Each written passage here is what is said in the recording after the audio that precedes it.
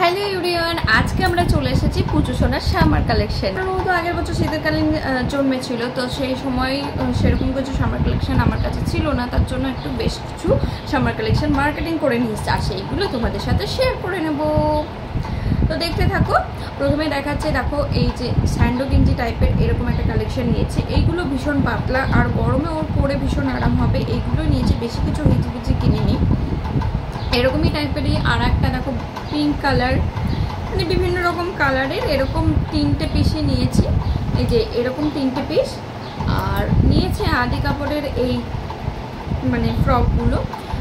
মানে এটা এত পাতলা এত বলার নেই, যে গায়ে পড়েছে এত কমফোর্ট ফিল হবে সেটা আমি ভীষণ ভালো বুঝতে পেরেছি, আর সেই জন্য নিয়েছি যাতে করে ও গরমে পরে ভীষণ কমফোর্ট ফিল করে, এটাই। আর ওরকম টাইপেরই আর একটা নিয়েছি রেড কালার, মানে এটা একদম চেরি রেড কালার সেমই।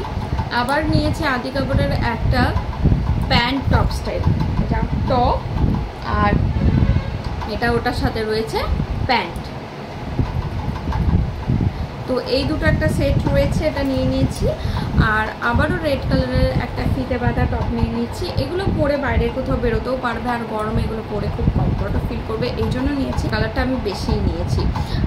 আর একটা বাইরে বেরোইয়ে পরানোর জন্য আবারও একটা ফ্রক নিয়ে নিয়েছি, এই দেখো এরকম টাইপের, আর একটা ওয়ান পিস,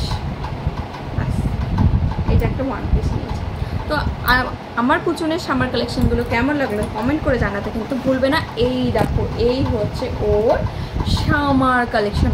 আমার জন্য কাঁচ কলা ঘন্টা কিচ্ছু নেই, সবটা আমার পুচু সোনার জন্য। তবুও কিন্তু আমার মনে রাগ নেই, কেন জানো তো? আমার পুচু সোনা এখন আমার সব কিছু। গরমে রোদের হাত থেকে বাঁচতে নিয়ে নিলাম টুপিটা, ওকে এই সামার কালেকশনের একটা ড্রেস পরিয়ে দিলাম। দেখো তো কেমন লাগছে সোনাকে আমার।